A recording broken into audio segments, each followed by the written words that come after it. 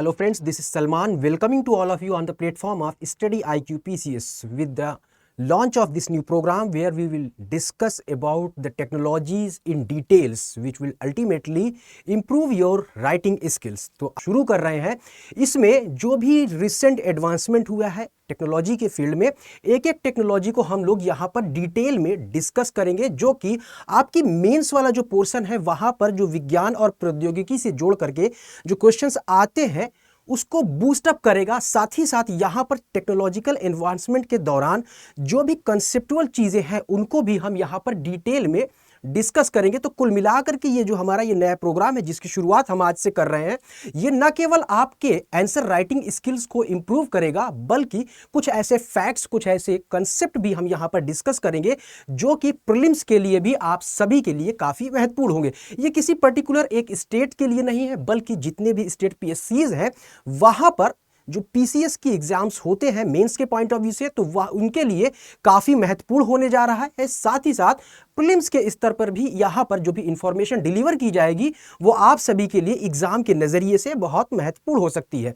तो आज के एपिसोड की शुरुआत करने से पहले आपको बता दूं कि आज हम जिस टेक्नोलॉजी के बारे में पढ़ने जा रहे हैं वो बहुत ही ज़्यादा महत्वपूर्ण है, ना केवल ह्यूमन बींग्स के लिए, यानी कि अगर हम बात करें जैसे कि बायोलॉजी की अगर हम बात करते हैं तो उसको दो मोटे मोटे भागों में हम डिवाइड करके पढ़ते हैं। एक होता है जूलॉजी जिसमें हम एनिमल्स के बारे में पढ़ते हैं, दूसरी होती है बॉटनी जिसमें हम पेड़ पौधों के बारे में पढ़ते हैं। तो ये एक ऐसी तकनीक है जो कि एनिमल्स और प्लांट्स दोनों में यूज की जाती है, यानी कि कुल मिलाकर के देखें तो जो पूरी की पूरी बायोलॉजी है उसमें इस तकनीक का इस्तेमाल किया जाता है जो कि ह्यूमन लाइफ के लिए बहुत ही ज्यादा यूजफुल है। बायोटेक्नोलॉजी का नाम आपने जरूर सुना होगा, यानी कि जैव प्रौद्योगिकी, इसका नाम जरूर आपने सुना होगा। और ये रिसेंट ईयर्स में अगर देखें तो इसने पूरे के पूरी कह ले कि एक तरह से जो साइंस का क्षेत्र है उसमें एक तरह से क्रांति ला करके रख दिया है। तो क्लिनिकल पर्पस हो या हमारे कोई भी पेड़ पौधे हो, क्रॉप जो भी हमारी क्रॉप्स है उनके प्रोडक्शन के इंप्रूवमेंट की बात करें, उनके जो मिनरल्स हैं या विटामिन्स हैं उनके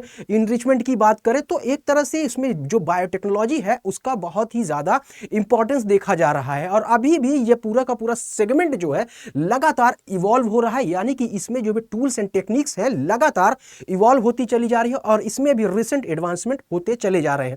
तो बायोटेक्नोलॉजी के अंतर्गत एक महत्वपूर्ण टेक्निक्स है जिसे हम रिकॉम्बिनेंट डीएनए टेक्नोलॉजी कहते हैं, संक्षिप्त में rDNA टेक्नोलॉजी या RDT भी हम लोग इसको कहते हैं। तो आज हम लोग रिकॉम्बिनेंट डीएनए टेक्नोलॉजी से रिलेटेड कुछ कॉन्सेप्ट्स के बारे में पढ़ेंगे, डिटेल में पढ़ेंगे।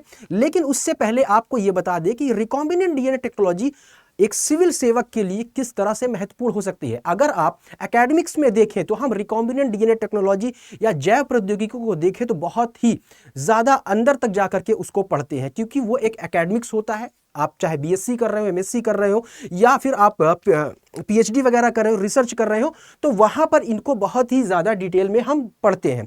लेकिन चूंकि आपको एक जनरल स्टडी के पर्पस से पढ़ना है, एक सिविल सेवक बनना है आपको, तो तमाम चीज़ों की जानकारी एक मोटे मोटे तौर पर आपको होनी चाहिए। तो हम बेसिकली यहाँ पर उतना ही पढ़ने की कोशिश करेंगे जिससे कि आपका काम हो जाए। हालांकि अगर आपको डिटेल्स में जानना है तो आप कमेंट सेक्शन में ज़रूर कोई भी चीज़ पूछ सकते हैं जिसे आप जानना चाहते हैं। तो सबसे पहले हम यहां पर किस तरह से अपने एपिसोड को आगे बढ़ाएंगे तो उसकी एक रूपरेखा समझ लेते हैं।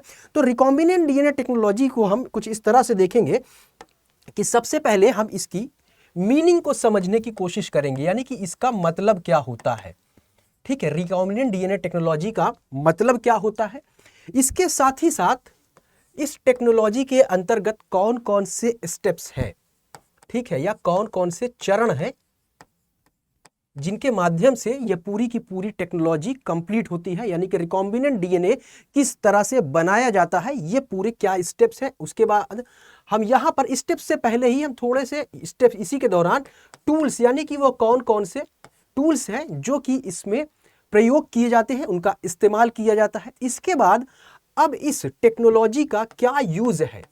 भाई अगर हम कोई तकनीक का इस्तेमाल कर रहे हैं तो वो उसका क्या एप्लीकेशंस है, क्या उसके लाभ है, ठीक है, यूसेज और एप्लीकेशंस,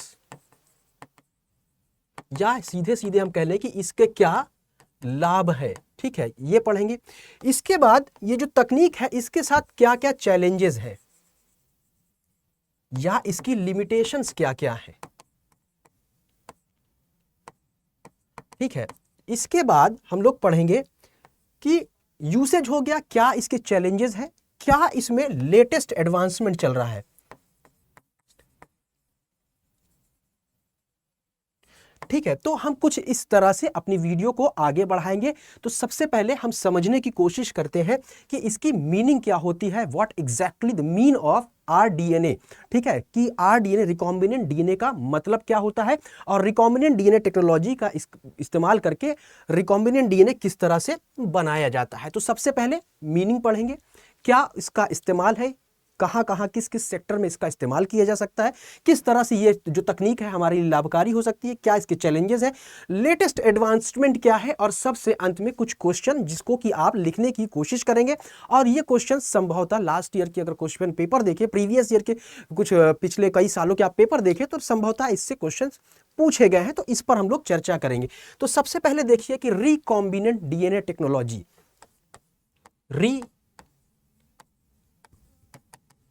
रिकॉम्बिनेशन। ठीक है, रिकॉम्बिनेंट की अगर हम बात करें, इसको दो शब्दों में हम तोड़ सकते हैं, री प्लस कॉम्बिनेशन, यानी कि पुनः से बनाया हुआ, पुनः एक तरह से उसका कॉम्बिनेशन, दोबारा उसका कॉम्बिनेशन। तो इसमें बेसिकली होता क्या है कि दो डिफरेंट जेनेटिक मटेरियल को हम लेते हैं। ठीक है, दो डिफरेंट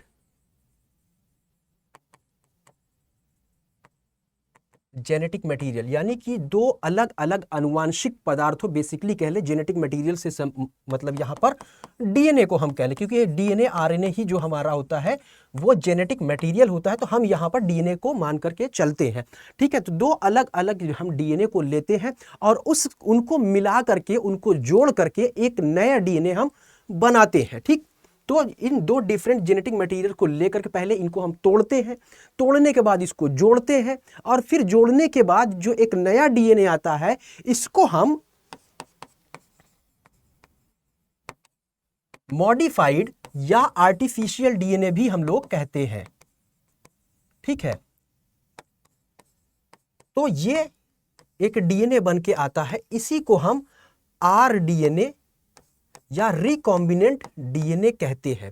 साधारण और सिंपल भाषा में रिकॉम्बिनेंट डीएनए टेक्नोलॉजी के अंतर्गत जो डीएनए बनता है, जिसे हम आरडीएनए कहते हैं, उसको अगर परिभाषित करें तो यही कह सकते हैं कि दो अलग अलग ऑर्गेनिज्म से, वो प्लांट भी हो सकते हैं, एनिमल भी हो सकते हैं, बैक्टीरिया भी हो सकता है, तो दो अलग अलग जीवों का या पौधों का या बैक्टीरिया का डीएनए को लेकर के जो नया डीएनए बनाया जाता है।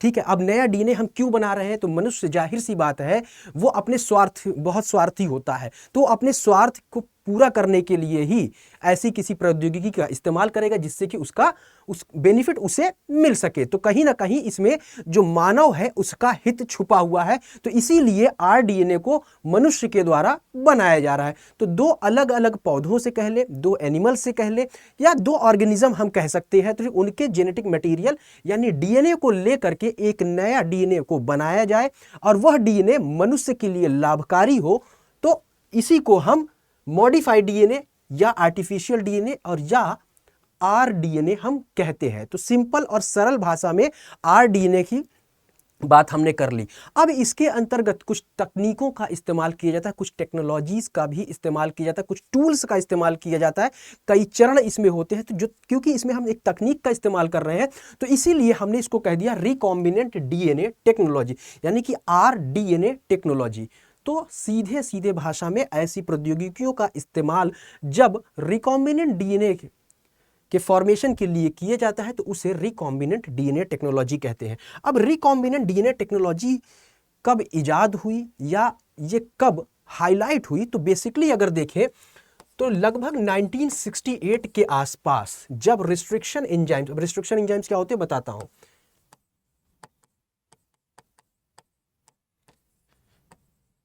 रिस्ट्रिक्शन एंजाइम्स का जब के बारे में जब पता चला, ठीक है, तो उसी के टाइम पर जो है रिकॉम्बिनेंट डीएनए टेक्नोलॉजी भी हमारे सामने आती है।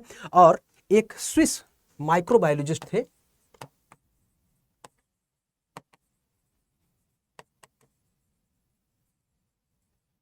जिनका नाम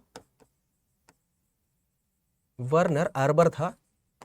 तो इन्हीं की वजह से ये जो रिकॉम्बिनेंट डीएनए टेक्नोलॉजी है वो हमारे सामने आती है। तो बहुत हिस्ट्री में हमें नहीं जाना है, सिर्फ यहाँ पर ये समझिए कि 1968 में से इसका एवोल्यूशन होता है और ये लगातार इवॉल्व होती चली जा रही है। यानी कि रिकॉम्बिनेंट जो डीएनए टेक्नोलॉजी है एक स्टैटिक नहीं बल्कि एक डायनेमिक है, जिसमें लगातार एडवांसमेंट और एवोल्यूशन इसका होता चला जा रहा है। अब यहाँ पर देखें तो इसके अंतर्गत हम कुछ चीज़ों को जानने की कोशिश करते हैं, या इस पूरी की पूरी टेक्नोलॉजी में होता क्या है। मैंने पहले बताया कि दो ऑर्गेनिज्म के डीएनए को हम लेते हैं। बेसिकली हम क्यों इसका इस्तेमाल करते हैं, तो मान लीजिए कि हमें, जैसे कि एक मान लीजिए कोई क्रॉप है।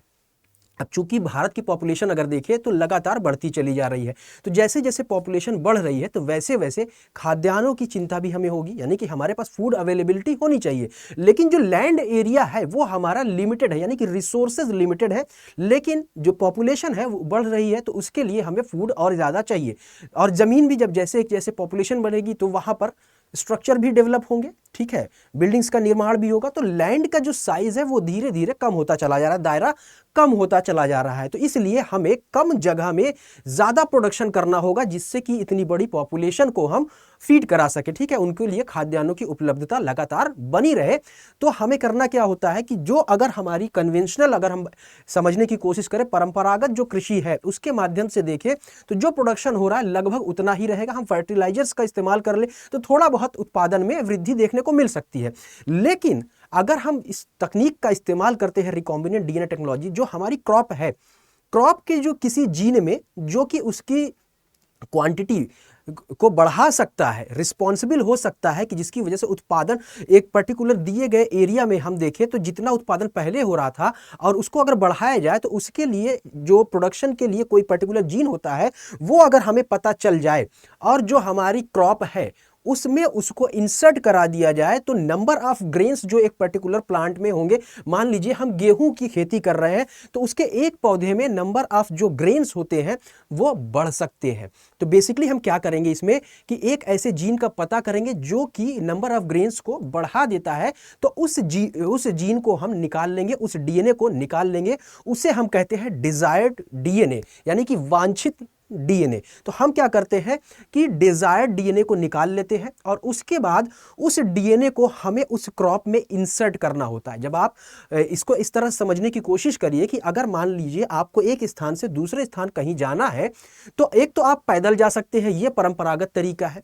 दूसरा ये होता है कि आप किसी व्हीकल के थ्रू जाएं, आसान, ठीक है। तो अब व्हीकल क्या होता है, तो यहां पर हम व्हीकल की जगह पर वेक्टर का इस्तेमाल करते हैं, जो हमारे डिजायर्ड जीन को होस्ट सेल में लेके जाता है, ठीक है, जिसमें हमें उस डिजायर्ड डीएनए को लेके जाना है, जिससे कि वहां पर वो मल्टीप्लाई कर सके। और जब वो मल्टीप्लाई करेगा तो क्या होगा कि जो चीज़ हम चाहते हैं, जो हम वांछित लक्षण चाहते हैं, यानी कि प्रोडक्शन को बढ़ाना चाहते हैं, तो वो प्रोडक्शन बढ़ जाएगा। तो कुल इतनी सी ही कहानी है। इसमें कई चरण होते हैं। सबसे पहले कि डिजायर्ड डीएनए जो है उसको हम आइसोलेट करते हैं, उसके बाद हम वेक्टर का सिलेक्शन करते हैं, यानी कि व्हीकल का सिलेक्शन करते हैं। इसमें जनरली हम प्लाज्मिड का इस्तेमाल करते हैं। प्लाज्मिड की अगर बात करें, ये छोटे छोटे स्मॉल सर्कुलर डीएनए होते हैं जो कि इंडिपेंडेंटली जो हमारा क्रोमोसोमल डीएनए है उससे हट करके इंडिपेंडेंटली रिप्लिकेट कर सकते हैं। बेसिकली जो प्लाज्मिड है एक वेक्टर है जिसका हम वेक्टर के रूप में इस्तेमाल करते हैं। These are the extra chromosomal circular DNA, extra chromosomal circular DNA है जिसमें हम अपने डिजायर्ड डीएनए को इंसर्ट कराते हैं और ये ले करके जाता है होस्ट सेल में, ठीक है। तो यहां पे पहला क्या होता है, जनरेशन ऑफ डीएनए फ्रेगमेंट्स। तो जो डिजायर्ड डीएनए है उसको आइसोलेट करते हैं। उसके बाद क्या करते हैं, जो बैक्टीरियल सेल है उसमें से हम प्लाज्मिड को निकाल लेते हैं। Remove plasmid DNA from the bacterial cell, ठीक है। तो ये प्लाज्मिड कुछ सर्कुलर डीएनए होते हैं, ठीक है, सेल्फ रिप्लिकेटिंग होते हैं और इंडिपेंडेंट होते हैं। जो क्रोमोसोमल डीएनए होता है उसके बिना ये रेप्लिकेट कर सकते हैं, ठीक है। तो वेक्टर क्या होना चाहिए, सुटेबल होना चाहिए। आप जिस व्हीकल से कहीं जा रहे हैं, अब मान लीजिए वहां पर आप जा रहे हैं, जिस सीट पे बैठना है वो सीट ही नहीं है, ठीक है, या मान लीजिए कि उसके जो क्लच के वायर हैं वो खराब हो जा रहे हैं, मतलब सुटेबल नहीं है कि आप उससे सही तरीके से पहुंच जाए ये, ठीक है, तो उसके में मान लीजिए ब्रेक खराब है तो एक्सीडेंट हो सकता है। तो आपके लिए यहाँ पर एक सुटेबल व्हीकल होना चाहिए, तो उसी तरह से एक सुटेबल वेक्टर का भी सिलेक्शन करना चाहिए। तो वेक्टर का सिलेक्शन जो है सुटेबली करना चाहिए कि जो कि आसानी से जो हमारी होस्ट सेल है वो वहां पर हमारे डिजायर्ड डीएनए को लेकर के जा सके। तो इसीलिए कहा जाता है सिलेक्शन ऑफ सुटेबल वेक्टर, ठीक है।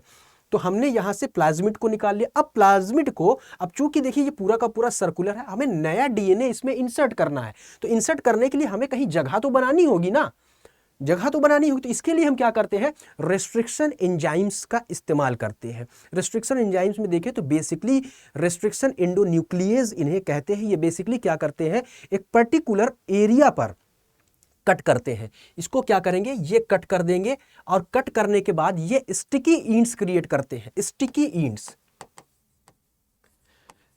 इंड्स को क्रिएट कर देते हैं। स्टिकी इंड्स क्यों, क्योंकि जब यहां पर हम कट कर रहे हैं और यहां से जब हम डीएनए आइसोलेट कर रहे हैं तो यहां पर भी रिस्ट्रिक्शन एंजाइम के द्वारा ये जो डीएनए का फ्रेगमेंट मान लीजिए इस तरह से है, ये पूरा हमारा डीएनए है, लेकिन हमें इतना ही पोर्शन निकालना है। तो यहां पर भी रिस्ट्रिक्शन एंजाइम्स लगाएंगे। रिस्ट्रिक्शन एंजाइम्स को बेसिकली मॉलिक्यूलर सीजर कहते हैं, आणविक कैंची कहते हैं। कैंची का काम क्या होता है, काटना होता है।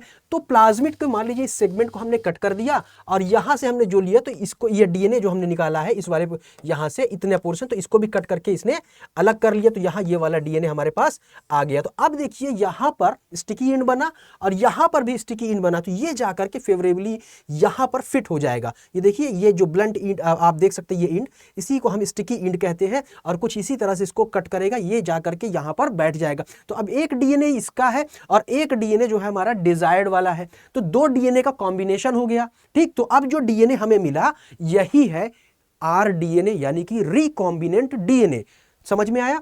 अब रिकॉम्बिनेंट डीएनए को हम क्या करते हैं, ट्रांसफर करते हैं। बेसिकली ये क्या है, डीएनए है, डीएनए में क्या होती है, जीन। तो इसके लिए एक प्रोसेस होती है जिसे हम कहते हैं जीन ट्रांसफर। जीन ट्रांसफर कई तरीके से किया जा सकता है। फिजिकली भी किया जा सकता है, फिजिकल मेथड होता है जिसमें जीन गन का इस्तेमाल किया जाता है। इसके अलावा केमिकल मेथड होता है, उसके अलावा बायोलॉजिकल मेथड होता है। तो बेसिकली बायोटेक्नोलॉजी में या रिकॉम्बिनेंट डीएनए टेक्नोलॉजी के अंतर्गत बायोलॉजिकल जो मेथड है उसका इस्तेमाल किया जाता है। इसमें क्या होता है कि हम जनरली जो हमारा जीन ट्रांसफर है हम इसको बायोलॉजिकली करते हैं, यानी कि इनडायरेक्ट वे से हम इसको ट्रांसफर करते हैं इसमें, जिससे कि जो होस्ट सेल है वहां पर जाकर के ये जो रिकॉम्बिनेंट डीएनए है ये सेल्फ रेप्लिकेट कर सके और इसकी मल्टीपल कॉपीज बना सके। इसके अलावा हम पॉलीमरेज चेन, जिसे आप लोग जानते होंगे पीसीआर, तो इसका भी इस्तेमाल करते हैं। पीसीआर बेसिकली क्या करता है कि अगर सिंगल फ्रेगमेंट भी है डीएनए का तो वो उसके number of thousands of copies बना सकता है, यानी कि जो डिजायर्ड डीएनए है या जो रिकॉम्बिनेंट डीएनए है उसको मल्टीपल टाइम्स वो एम्पलीफाई कर सकता है। तो हम पीसीआर का भी इस्तेमाल करते हैं। तो अब देखिए इतने जो सेगमेंट्स हो गए, पहला क्या कि हम आइसोलेट करते हैं डिजायर्ड डीएनए को, फिर बैक्टीरियम सेल से जो बैक्टीरिया है वहां से हम वेक्टर को सिलेक्ट करते हैं, उसको आइसोलेट करते हैं, फिर रेस्ट्रिक्शन एंजाइम से हम इसको कट करते हैं जो कि स्टिकी एंड बना देता है।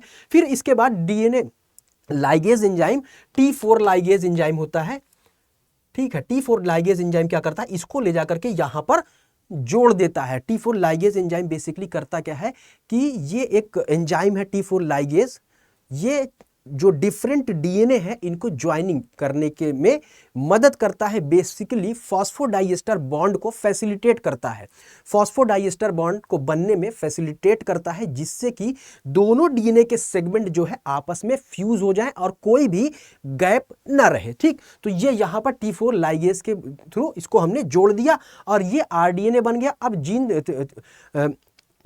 जीन ट्रांसफर में हम जीन गन का इस्तेमाल करते हैं जिसे हम फिजिकल मेथड कहते हैं।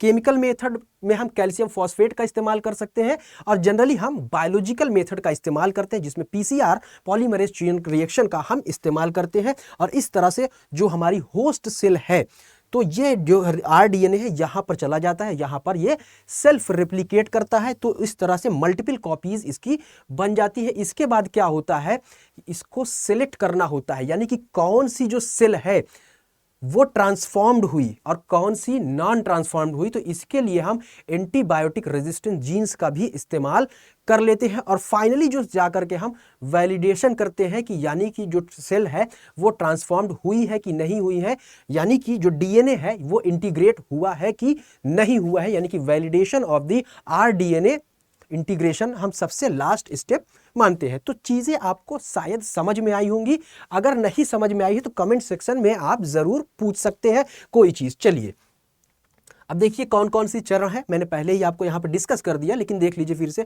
आइसोलेशन, किसका आइसोलेशन? डिजायर्ड डीएनए का, ठीक है, डिजायर्ड डीएनए का। सिलेक्शन ऑफ वेक्टर, तो ये प्लाज्मिड हुई हो सकता है, ठीक है, या इसे बैक्टीरियोफाज भी हो सकता है, ठीक है, बैक्टीरियोफाज। प्लाज्मिड बेसिकली क्या होते हैं? Small circular extra chromosomal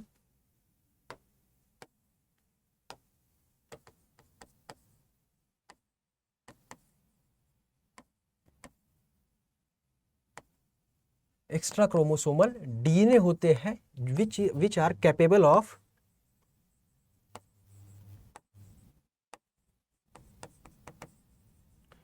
of replication independently of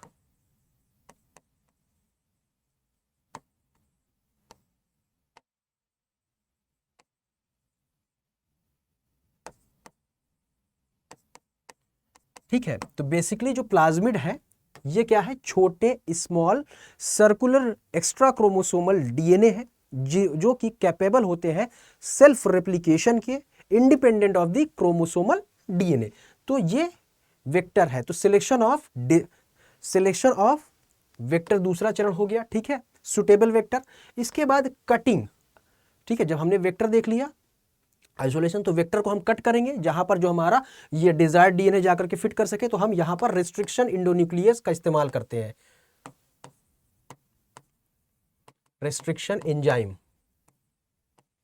इस एंजाइम को रेस्ट्रिक्शन इंडोन्यूक्लियस बोलते हैं।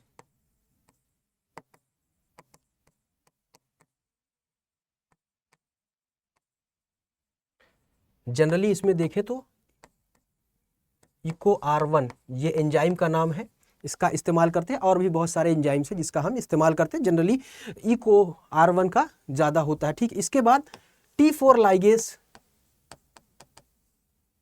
एंजाइम के माध्यम से दोनों डीएनए को, यानी कि जो ये प्लाज्मिड निकला है, प्लाज्मिड जो हमने कट कर लिया वहां पर, और जो डिजायर्ड डीएनए है इसको यहाँ पर जोड़ने का काम करते हैं। ये बेसिकली क्या करता है? कैटेलाइज करता है एक रिएक्शन को जिसकी वजह से फॉस्फोडाइएस्टर बॉन्ड बनता है और जो कि फ्यूज कर देता है, जोड़ देता है बिना किसी गैप के इनको, ठीक है। अब इसको जोड़ दिया गया तो यहाँ पर हमें क्या मिला? आरडीएनए मिल गया, यानी कि दो डीएनए जुड़ गए हैं, तो इसे हम रिकॉम्बिनेंट डीएनए कहते हैं। अब इसका अब काम क्या करना है कि जो हमारी होस्ट सेल है, ठीक है, वहां पर इसको हमें लेके जाना है। तो इसके लिए हम जीन ट्रांसफर करते हैं। जीन ट्रांसफर में physical method, chemical method, biological method. Physical method में जीनगन मेथड है, इसके अलावा और भी है। केमिकल में हमने कैल्शियम फॉस्फेट का इस्तेमाल कर लेते हैं। बायोलॉजिकल मेथड में अगर हम देखें तो क्या करते हैं? पॉलीमरेज चेन रिएक्शन का भी हम इस्तेमाल करते हैं, जो कि लार्ज नंबर ऑफ डीएनए को एम्पलीफाई, जो एक सिंगल कह लें कि जो डीएनए होता है इसके अंदर इतनी मतलब क्षमता होती है पॉलीमरेज चेन रिएक्शन में कि अगर सिंगल कॉपी ऑफ भी डीएनए है, सिंगल डीएनए भी है, तो वो 1000 कॉपीज उसको बना सकता है with in a short period of time, ठीक है। बहुत ही कम समय में उनके 1000 कॉपीज बना सकता है, यानी कि एम्पलीफाई करने का काम पीसीआर के द्वारा किया जाता है, ठीक है। तो अब इसके बाद जीन क्लोनिंग होती है, ठीक है। तो जो हमारा जीन ट्रांसफर हमने कर दिया है होस्ट में, तो उसकी मल्टीपल कॉपीज बन रही होती है, तो यानी कि जीन की क्लोनिंग हो रही है।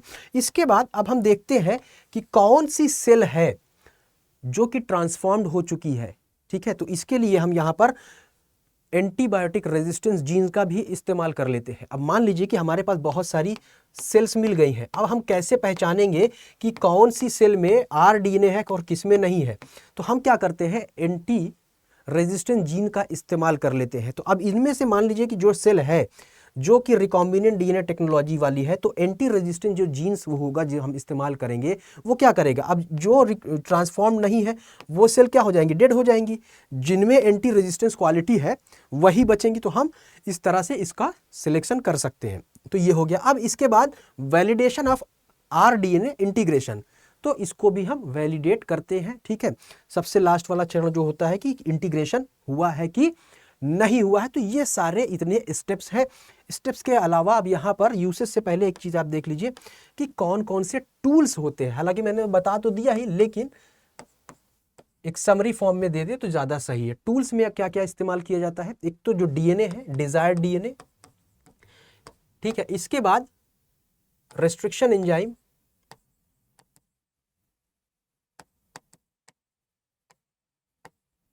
रेस्ट्रिक्शन एंजाइम का इस्तेमाल किया जा रहा है। सुटेबल वेक्टर का इस्तेमाल किया जा रहा है। लाइगेज का इस्तेमाल किया जा रहा है। यहाँ पर लाइगेज यानी T4 लाइगेज है जो कि ज्वाइनिंग का काम करता है।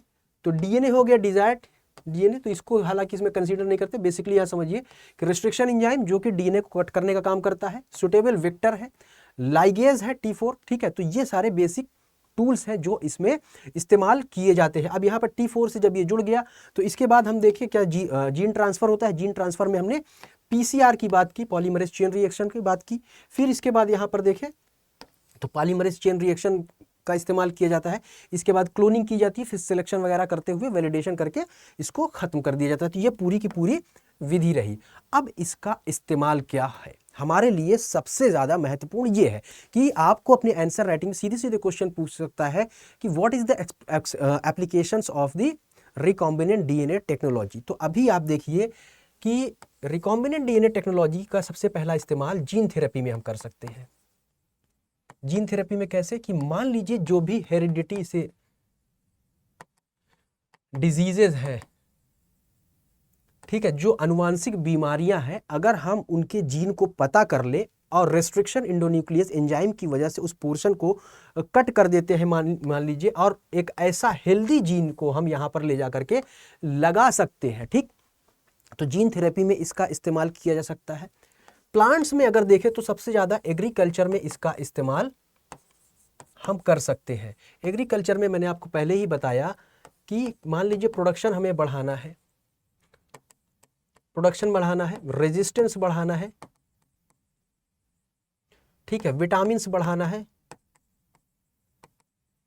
या मिनरल्स बढ़ाना है, ठीक है। तो अब देखिए कि मान लीजिए कि किसी भी प्लांट का, किसी भी क्रॉप की प्रोडक्शन को अगर हमें इनहेंस करना है, ज़्यादा पैदावार चाहिए, तो हमें वह जीन जो कि इसके प्रोडक्शन को बढ़ाने के लिए रिस्पॉन्सिबल है उसको आइडेंटिफाई करना होगा, उसको आइसोलेट करना होगा और एक सुटेबल वेक्टर के माध्यम से इसको जो है होस्ट सेल में हमें पहुंचाना होगा, फिर वहां पर इसकी क्लोनिंग करनी होगी। तो इस तरह से एक नया, जिसे हम जेनेटिकली मॉडिफाइड क्रॉप कहते हैं, जरूर सुना होगा आपने जीएम क्रॉप्स, ठीक है, जेनेटिकली मॉडिफाइड क्रॉप्स होते हैं, जेनेटिकली मॉडिफाइड ऑर्गेनिजम्स भी होते हैं, ये लगातार न्यूज़ में बने रहते हैं।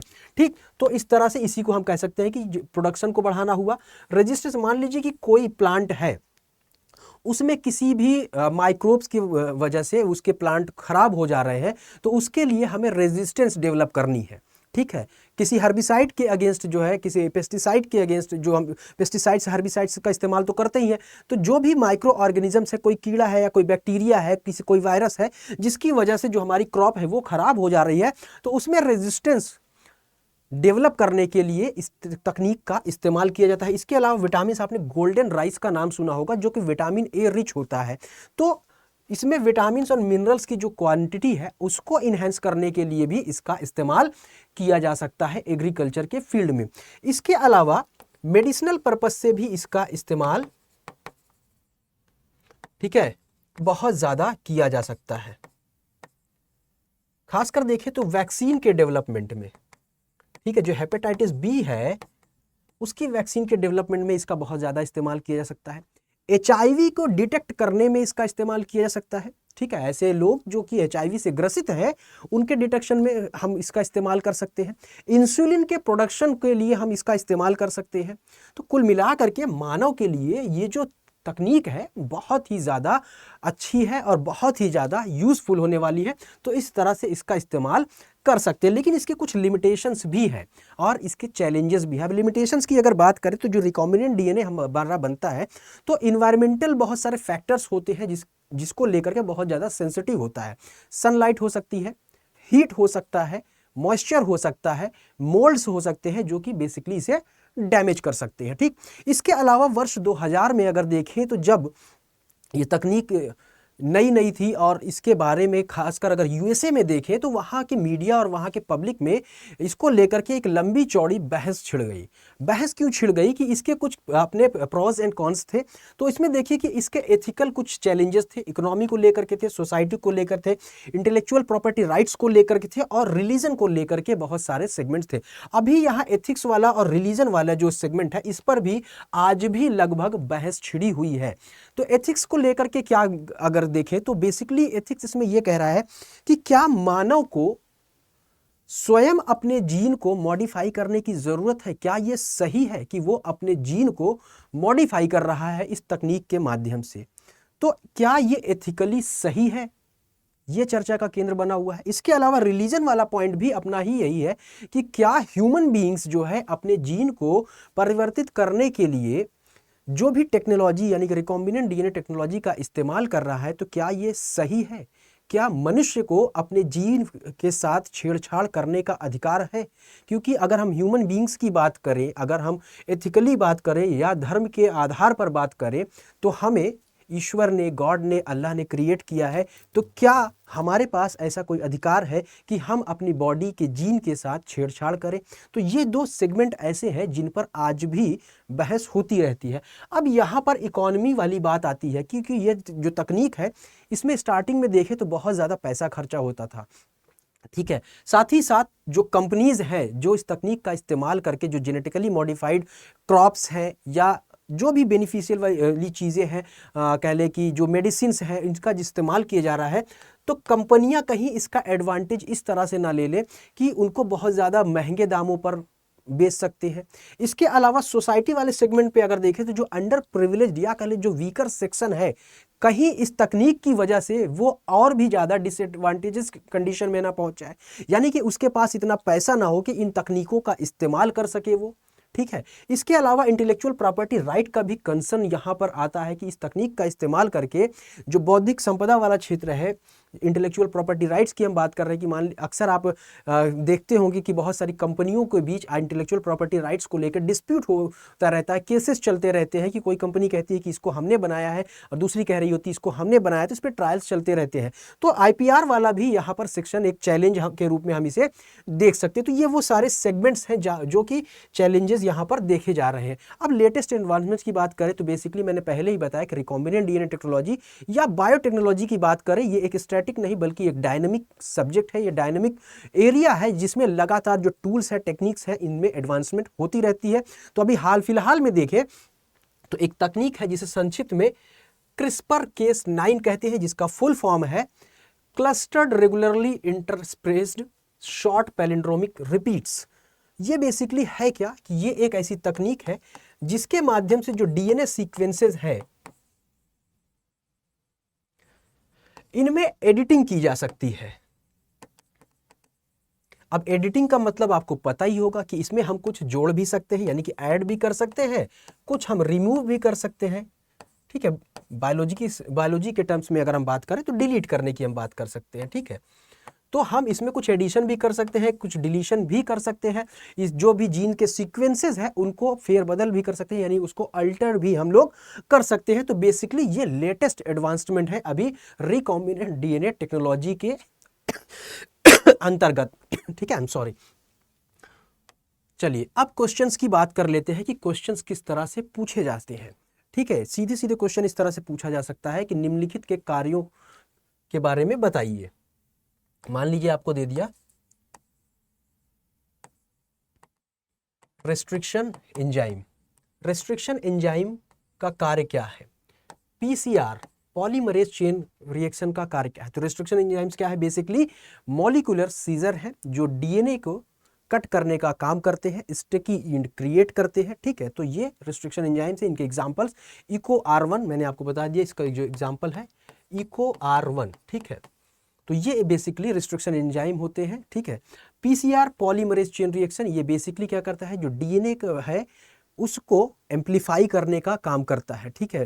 तो thousands number of copies with in a short period of time इसके द्वारा क्रिएट किया जा सकता है। इसके अलावा क्या एप्लीकेशंस है या क्या लाभ है, एप्लीकेशंस ऑफ RDT यानी कि रिकॉम्बिनेंट डीएनए टेक्नोलॉजी, इसके क्या क्या एप्लीकेशंस है या इसके क्या लाभ है, यह तकनीक मानव के लिए किस तरह से लाभकारी हो सकती है। तो उसमें मैंने आपको पहले बताया कि जीन थेरेपी में इसका इस्तेमाल कर सकते हैं, जो आनुवांशिक बीमारियां हैं उनको खत्म करने में ये महत्वपूर्ण भूमिका निभा सकता है।